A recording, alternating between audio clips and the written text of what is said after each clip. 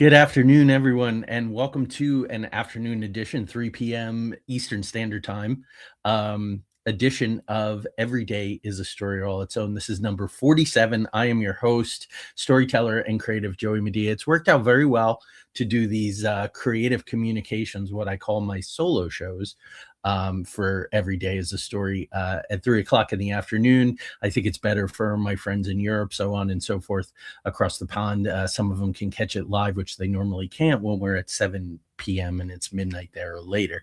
So anyway, welcome. I will, just to be official, roll the open real quick, the bumper, and then we'll get right to it. Today we're talking about storytelling structure, dualities, mediators, and triads. Probably the most complex part of my system of storytelling that I've invested heavily in for the past 35 years.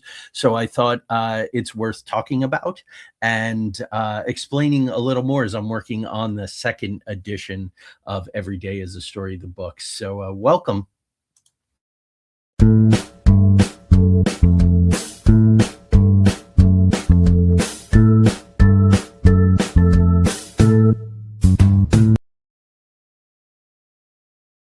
Okay, so let's jump right in with this. As you know, I like to keep the creative communications to under an hour if I can. So let's get right in. I talk an awful lot in my storytelling work, and that includes the social justice work, the historical education work, about the dangers of dichotomies and dualities. Let's be honest, we're seeing it. We're seeing it everywhere now.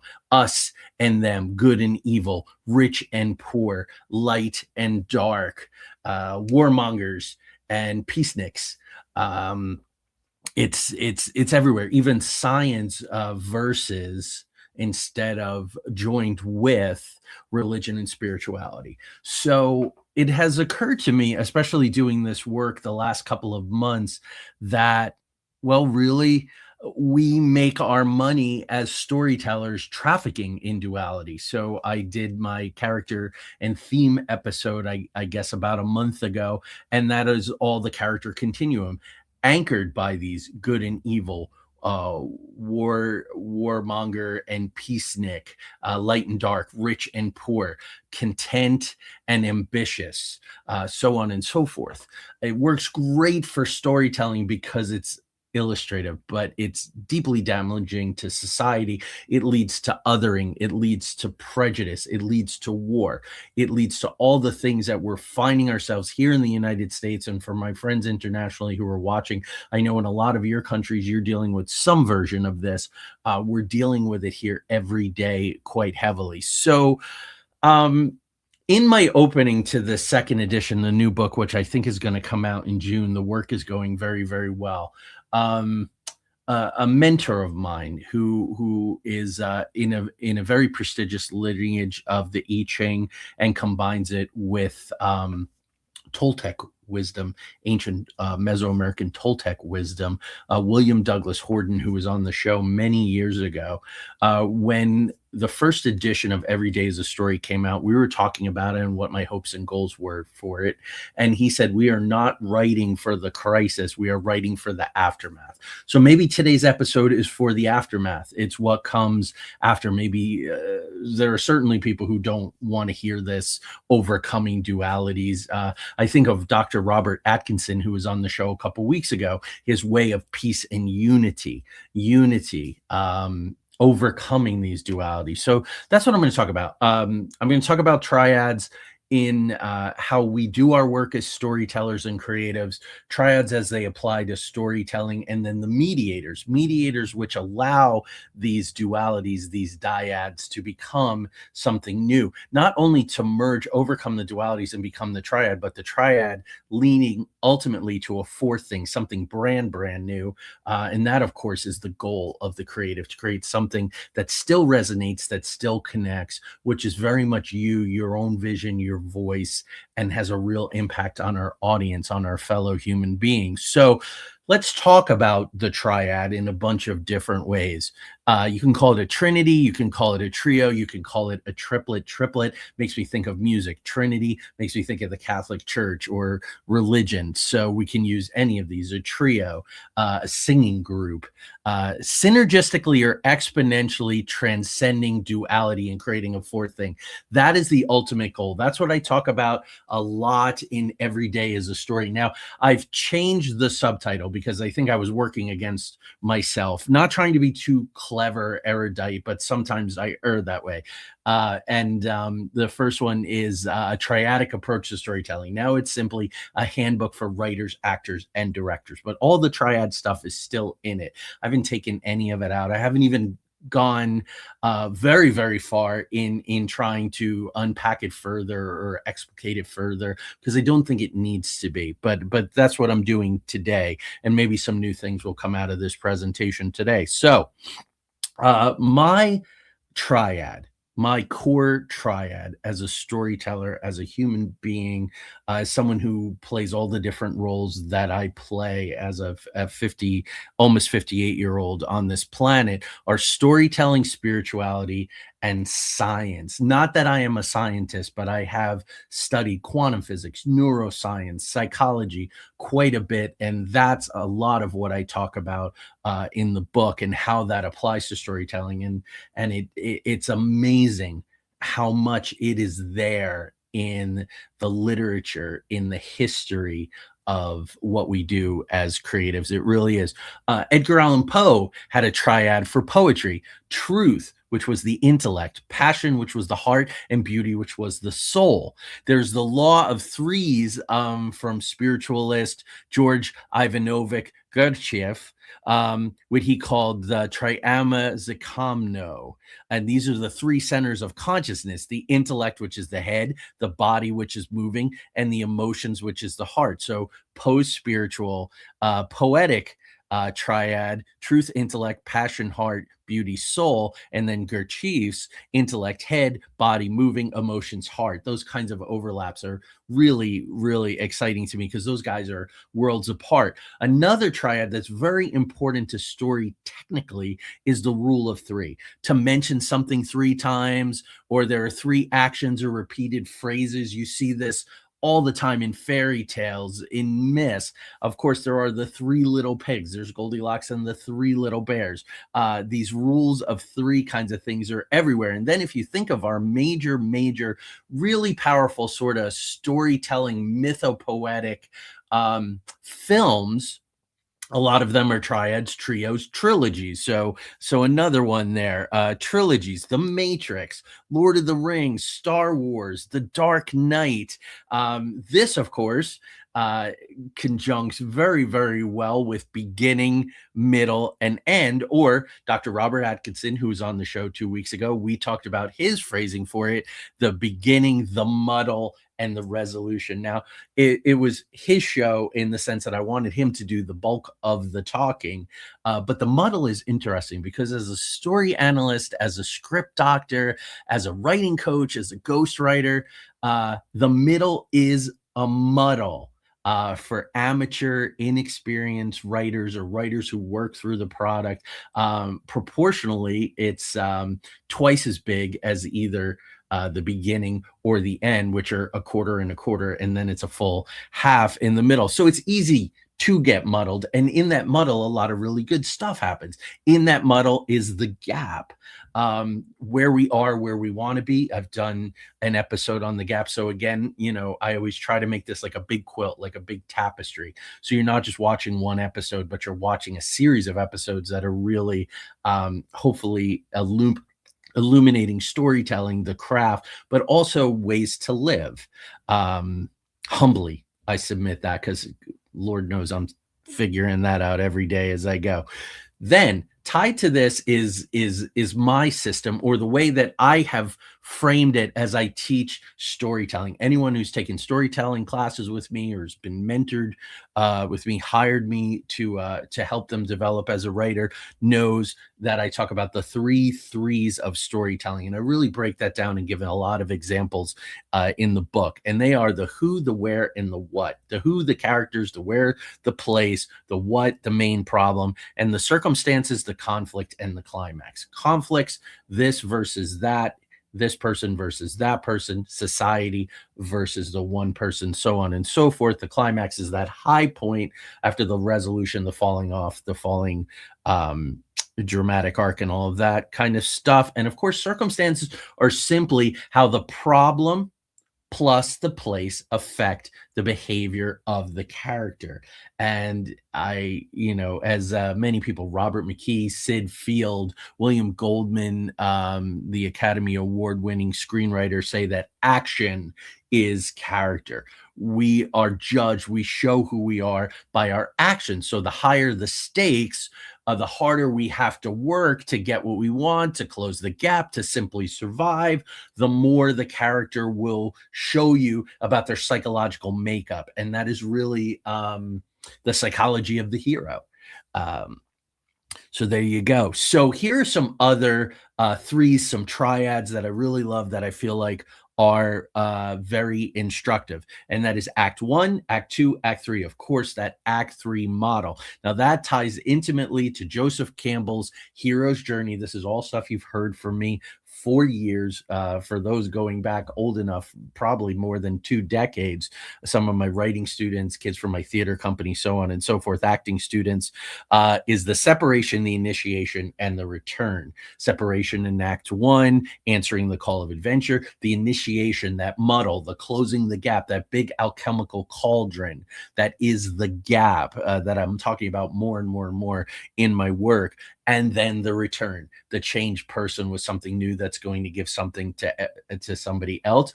And this doesn't happen once. It happens over and over and over if we're living a full, authentic life, if we're taking chances, if we have some ambition in a healthy way, if we have goals, we have things we want to do. These are repeated constantly in our life. Another triad is Once Upon a Time, which is, of course, uh, that character in the ordinary world. Once upon a time, there was this character, and her name was Little Red Riding Hood, and she never ever strayed from the path until one day she does stray from the path. And that is the inciting incident. It's the call to adventure. She chooses, she's not pulled physically off. Alice goes down the rabbit hole. She does this voluntarily. Things that happen to them on the journey, many of them are involuntary. That's where we grow. That's where they're challenged. That's where the action illuminates the character through their behavior in the face of these challenges that are thrust upon them. Years pass, then one day, or the Pixar pitch, which is really, really brilliant. And I write all my log lines using the Pixar pitch, which then I revise because not everybody cares for that, but it's a good starter. The Pixar pitch goes like this: Once upon a time, there was. Every day they did X. One day, that's the inciting incident, that's the call to adventure. And then because of that, because that decision, by answering the call to adventure, Frodo, who day after day has several meals and visits and reads and smokes took weed and whatnot, in the Shire, in his hobbit hole, agrees to take the ring to Mount Doom. Because of that, then there's a big initiation. There's the trials. There are all those amazing things in the gap, the alchemical changes that happen. The more our behavior is illuminated, the more we have a chance to understand it. Often not in real time because there's too much going on, but in reflection after. I love Westerns, but there are also great conversations between Frodo and Sam. They work the same way. In some ways, that adventure has some links to the Western genre. to reflect about what's going on, where they are at, offer each other advice and support and all those things until finally there's the resolution. So again, the Pixar pitch goes once upon a time there was every day until one day. And because of that, and then because of that, and you're going to have several because of that as you string together the beats, your plot points in your second act until finally. And that resolution happens. Frodo does find the strength to drop the ring in Mount Doom, for instance. So, a duality that I've already mentioned now, but I want to mention again because this was a revelation, I think, when I was doing the character in theme show, is really contentment and ambition. And that is the mechanism of the gap. If we're content, then there is no gap. Here's where we are. This is what I do. This is the job I do. This is my family. This is my friends. I don't want to go here. I don't want to go there. Maybe I'll go on vacation. I have no larger goals. I'm probably going to retire with this company. I'm going to retire within this military branch that I've invested years of my life and my heart and soul into, so on and so forth. When that contentment becomes discontent, the character is restless. They are looking for something else. In a love story, it's simply someone to share their life with. They're out pursuing that. So they meet people at a bar or on a cruise or something like that. There's that discontentment about where they are as far as human relationships, and they want that romantic aspect. Here's another triple or triad. The thesis, which is the original state or the equilibrium. That is the ordinary world. That is the contentment phase, Frodo in the Shire.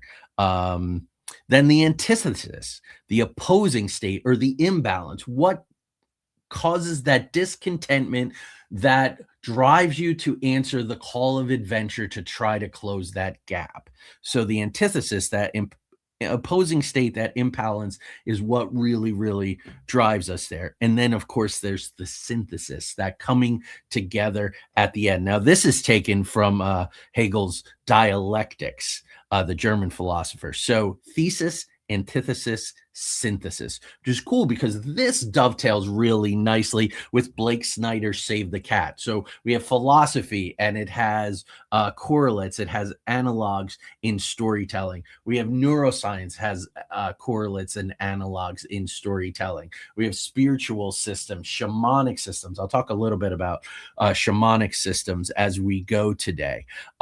Blake Snyder's Save the Cat talks a lot about themes, talks about the synthesis, the coming together. The character takes the nuggets, which Penn Densham, who's going to return to the show next week, he talks about that, finding the nugget. It's that discontentment. It's that thing that the character is chasing. Once they've learned what they've learned and they've gotten help from their allies in hero's journey terms, as they've seen themselves reflected in the villains in hero's journey terms, then they can have a synthesis. I get it, I figure it out, and that leads to the strength or the resolve or the commitment to move forward and to end the story, to resolve it. Also too, Blake Snyder really has these they're not dichotomies. That what's wonderful about this is they're the bookends. There's an opening image at the start of the story, there's a closing image at the start of the story. They are connected, but they are different, and embedded in that second image and how it's different than the opening image, we have the encapsulation of the journey, which really makes me think of fractals, which really makes me think of holograms. So there you have your science there, your physics coming into all of it. Well, I'm moving right along. This could be a fairly short episode today, but that's going to be okay too. Dr. Richard Wertheim, winner of the James Michener Award, who was not only my lead professor at the university, where I got my dual degree in theater and English literature. But he was a mentor then to me for decades after that. And he taught us, guess what? Here's what, so what? So another really good triad, which really pushes us as storytellers to not waste people's time. We say, guess what? Guess what? I have this story to tell. Here it is. Here's the story. Spend time with it. Whether it's a novel that takes hours and hours and hours and hours to read, or a film, that's 90 minutes long, or a one act play that's 60 minutes long. There's some kind of investment there. So what? Why does it matter? Why does the thesis and the antithesis, why does that synthesis matter to me? And that's our goal as storytellers, to make it matter to the reader, to the audience, to the spectator. I'm going to talk about some of that today. So we have these dichotomies, we have these dualities, we have these binaries, which are applied so unhealthily. They're weaponized. Prejudice comes out of these. This myth of scarcity. It is created. It is false. There should be plenty for everyone. As I was doing Cyrus Avery last month as part of the tour, I got to work with high school kids, and we were talking about the Great Depression, and we were talking about money. And I learned something a long time ago in system science, which is why I think it's important, this transdisciplinary approach where you learn the spiritual, you learn the storytelling, you learn the sciences, because it all really goes together, because it's all about the human condition. So it's inseparable. It's absolutely inseparable. So how do we get from those dichotomies, get to the triads? What is the difference? And it's all about mediators. And that's what I'm going to talk about for most of the rest of the time that we have together. Mediators. Shamans are mediators between this world and the more numinous world, or from the ordinary world and the non-ordinary world, which is how I term it when I talk about dreams, when I talk about ritual, in Every Day is a Story All Its Own, and in my teaching, my workshops, my mentoring, all of that kind of stuff. The walker between the worlds of the ordinary world and the non-ordinary world. Now, when talking about structure and the importance of structure, the 3-act model, Blake Snyder's Save the Cat, we have these mediators that take us from the ordinary world to the non-ordinary world. The trigger in storytelling is that inciting incident. It is that call to adventure. If you really want to practice, and I didn't say this in the first edition, but I said it very clearly in the second edition, sit down with Blake Snyder's beat sheet, with his Save the Cat beat sheet, and watch Pan's Labyrinth, Guillermo del Toro's brilliant film. It's a little bit violent. It should be. The stakes are high. It takes place at a very, very difficult time in history. But it's an absolutely beautiful story. But you will see how it works from the opening image to the closing image, to crossing that threshold, the inciting incident, the call to adventure from the ordinary world to the non-ordinary world. That is the work of the shaman. I call directors shamans in Every Day is a Story All Its Own, but actors are shamans. All creatives are shamans. Counselors are shamans. Teachers can be shamans. They take us from this ordinary place to someplace extraordinary, is the way to think about it. If you don't want to think about non-ordinary, ooh, what does that mean? That's what is that? Paranormal, supernatural? Joey, we know you do that stuff. No, it's from the ordinary to the extraordinary, to that alchemical place, into the cauldron. I think what I want to say, you cross that threshold into the cauldron where the alchemical closing of the gap happens. Another mediator for that, or a more specific or subset of the shaman in many ways, is the trickster, or in Lakota, the Heyoka, the mediator of dualities, by making dualities seem ridiculous, by making them seem insufficient. There's an interesting story of a trickster, of a Heyoka, who paints one side of his face white, one side of his face black. As he walks into the town from east to west, everyone says, oh, that's the man who's painted white. When he walks from west to east later into, oh, that's the man that's painted black. And there are different expectations simply because of that color. You see why the metaphor makes so much sense. It's the same person. So I love that mediator of dualities by making them just seem ridiculous, which cues us that they're insufficient. And we need the mediator to help us get to the triad, to help us get to the new fourth thing. Alchemy and quantum physics mediate science and spirituality. That's two examples. But I used to say just quantum physics was the nexus of science and spirituality. But alchemy is too. There are scientific elements, there are philosophical elements, there are heavy, heavy metaphorical, spiritual elements to alchemy. And that's why I think that the alchemy metaphor works so well in this idea of closing the gap, the behavior, the action that demonstrates the character, that allows us to grow, that allows the arc to happen. No change in the character, there really is no story. There really is no point. There's a guess what? Here's a guy, and he's going to do a bunch of meaningless things, and he's not going to change at all. That's the here's what, so what? And the material does not have an answer to the so what. It's completely and utterly pointless.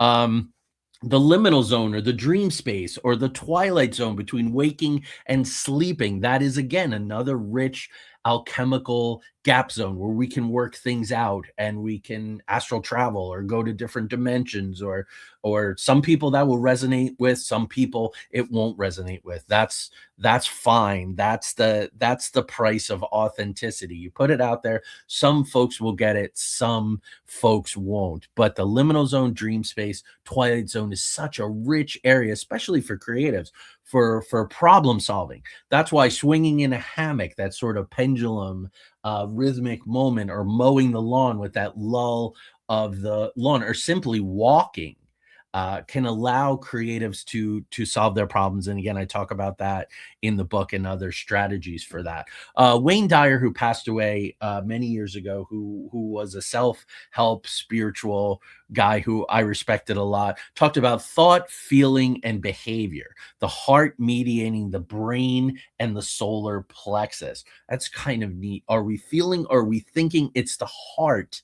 That solar plexus is that gut intuition. So that's beyond.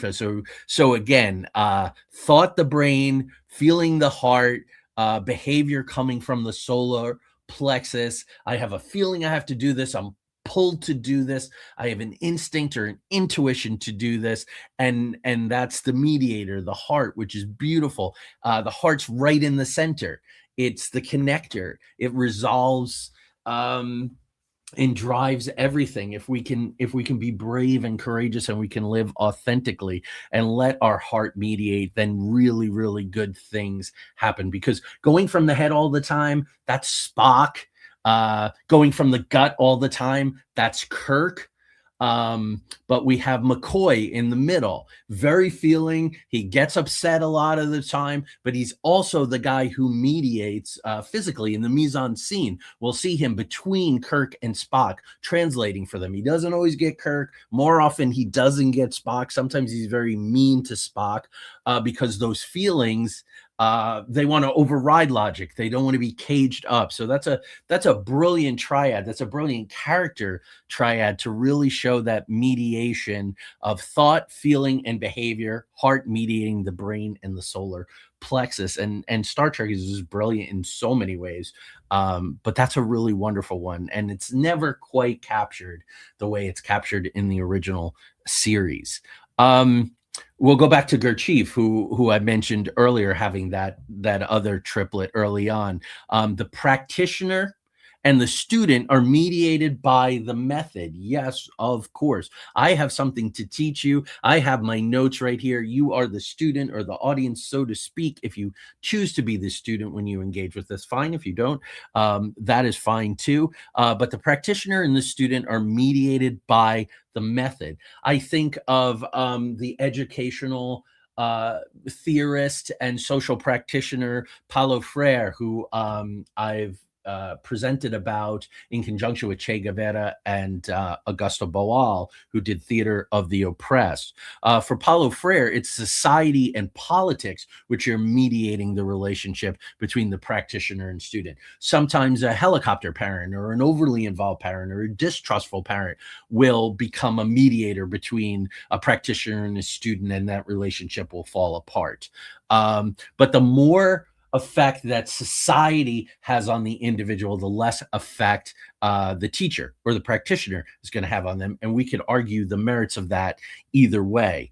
The writer and the reader, oftentimes the publisher, although this has kind of changed in the self-publishing world where you can get things direct to market to people. The mediator should be the literary object. It should be the work, the written text itself, more than a publisher, more than when we ban books, a list of banned books. That's politics mediating between the reader and the writer. This is what you should be reading. Schools will do that. This and no, that is not allowed. No, you can't do a book report on that. No, you shouldn't be reading that. Oh, I'm going to take that book away. In the worst cases, they're burned, not just banned, but burned. Similar words. Which is interesting to me. Now, connected again with this readership idea is the library.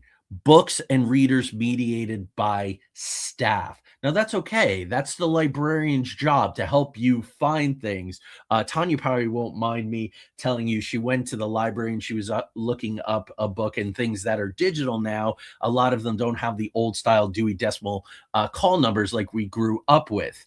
So the staff very much had to help then. And Tanya has a very, very close friend who's a librarian who said, don't worry about it. That happens all the time. That's part of this new digital journey for the library.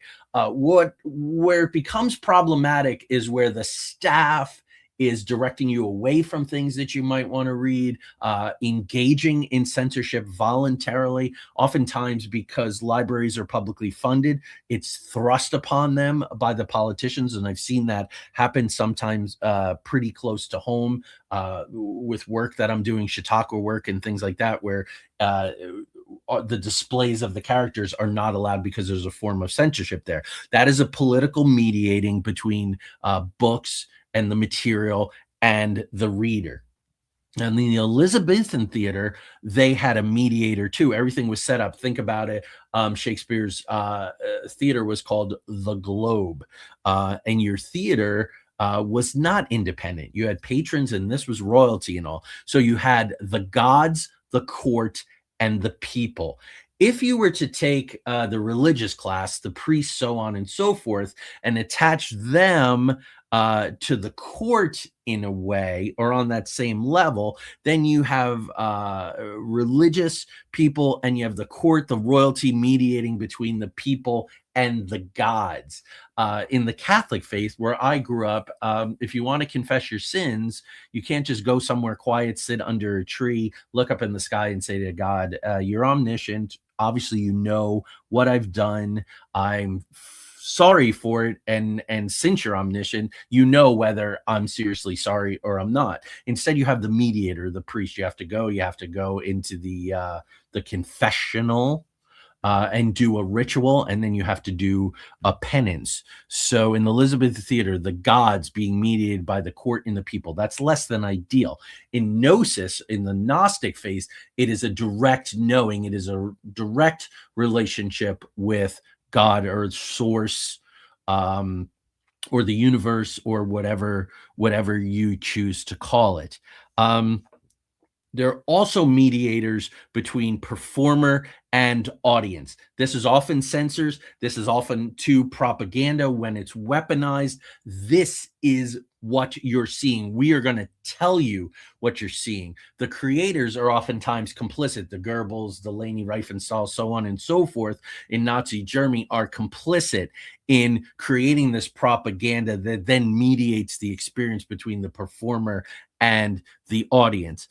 For reality shows, talent reality shows, you have the contestant or the performer. They're mediated by the judge, who kind of, because they're experts, quote unquote, Simon Cowell and those kind of people mediate for the audience. So the audience gets to vote, but the audience doesn't simply get to see the performance and vote. They have to go through this mediator. So you're seeing how healthy and unhealthy mediators work. I'm talking by and large, other than the shaman so far, I'm really talking about unhealthy. Abuse of power, judges, censors, propagandists, politicians, religious folk, doing this kind of unhealthy mediating. Now, let's talk, of course, about the arts. This is storytelling. It's every day is a story all its own. The director mediates between the writer and the actor. That can be a healthy relationship or it can be a toxic relationship. So when I train directors, I try to make that healthy. That the director appreciates and respects the text, the literary object, the source material. They add their vision to that, but they bring it in kind of whole cloth with minimal changes. So in the theater, that happens all the time. In filmmaking, not so much, again, because it's a more visual medium rather than a textual medium. But we try to make that relationship, that mediation, as healthy as possible, helping the director, helping the actor navigate the text in the world of the play or the film or the story that the director is responsible for.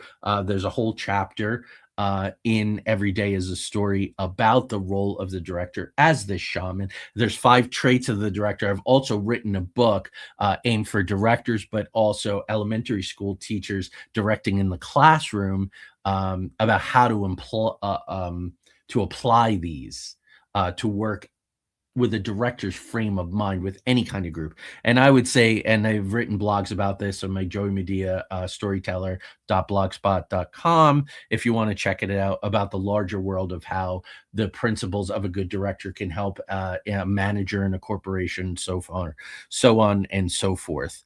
Konstantin Stanislavski, who I was trained in out of the gates in college, Stanislavski's method that was then changed, Americanized, warped, depending on who was teaching it, various and sundry people. It took different forms. There's so much sound in Stanislavski's method in his system.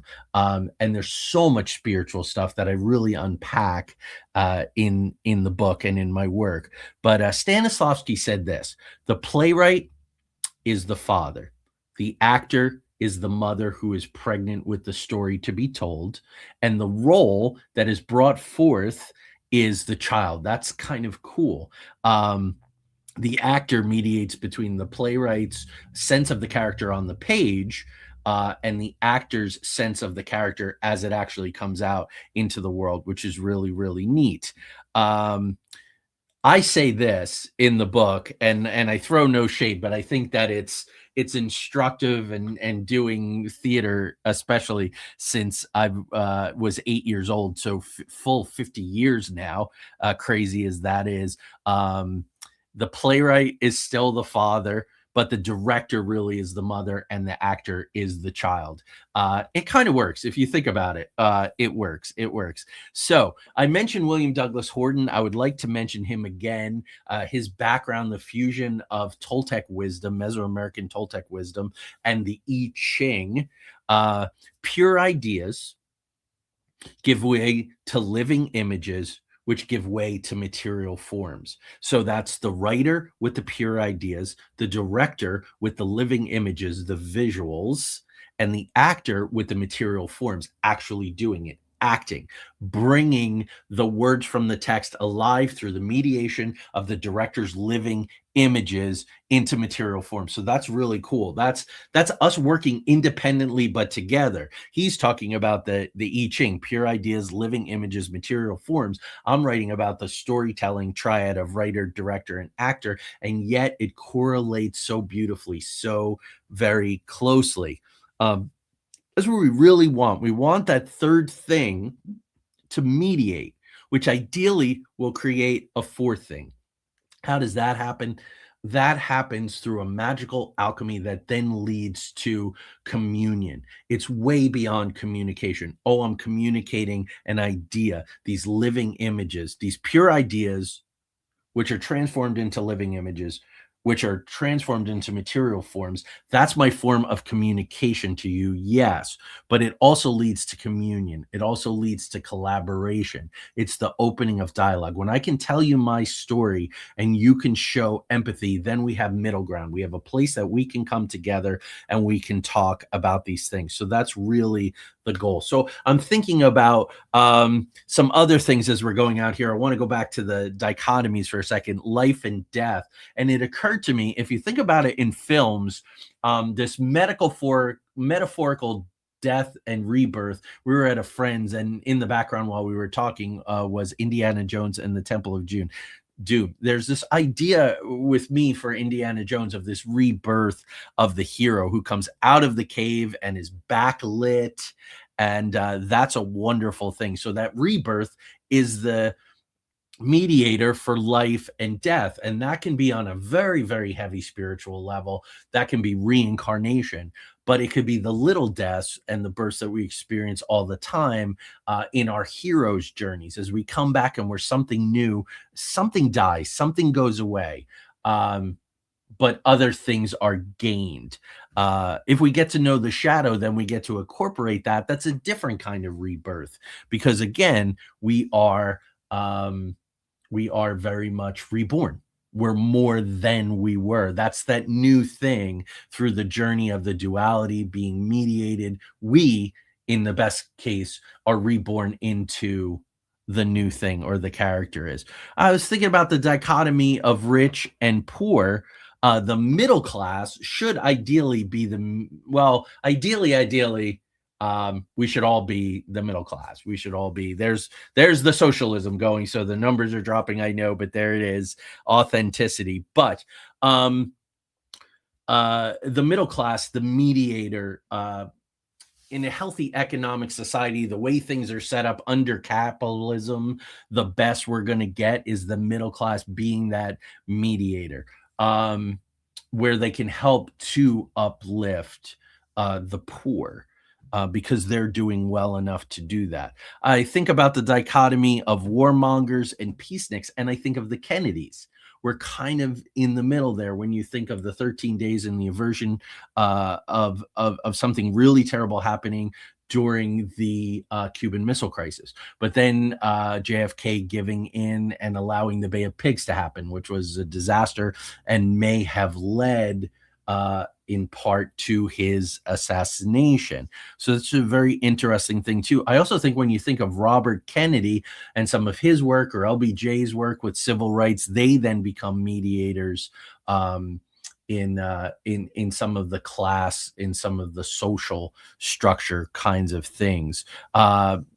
When we think about Republicans and Democrats, mediated by the independents and the moderates in a perfect political world. On the character continuum, and I talked about this, so I'm not going to talk about it again to death, but on the character continuum, on the two ends, we have the Emperor and we have Yoda, of course, in Star Wars, and we have Luke in the middle, who can go experiences both, which is being pulled, that dynamic tension, which is so important to the work that we do, this dynamic tension, this push-pull, which really, really energizes things. And then I already talked about Spock, McCoy, and Kirk. I wasn't sure where I was going to talk about them, but emotional, psychological spectrums, McCoy is very much the mediator between the two of them. So you know what? That's it. We did it in 42 minutes.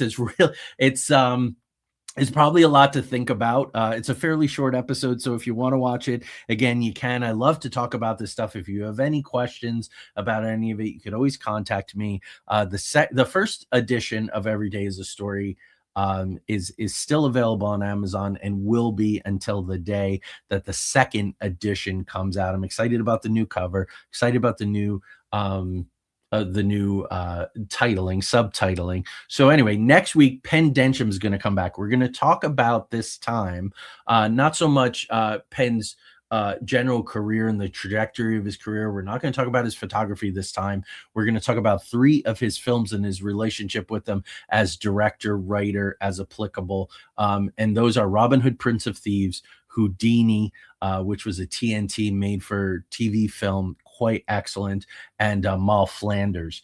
And his take on Mal Flanders, well, really on all 3 of them, is unique, which is what makes them so interesting. So we're going to talk about his process in working on those 3 films, from deciding on the story material to how it was going to be written, how it was going to be presented, casting, music choices, production values. So filmmakers, this is definitely going to be one for you, but storytellers, it should be very interesting. So if you really want to get into that, watch Robin Hood, Prince of Thieves in the next week. Watch Mal Flanders. Watch Houdini. A young Mark Ruffalo is in it. Jonathan Sheck is in it. He's wonderful as Houdini. A lot of other really good people are in it. We talked about it a little last time Penn was on, but I'm so honored that he's going to come back and speak with all of us. So there you go. Happy afternoon to you, evening to my friends across the pond.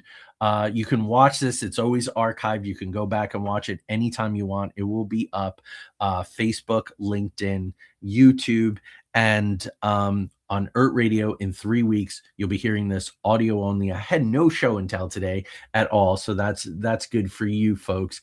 And look forward to being back with you again next week. Have a great day.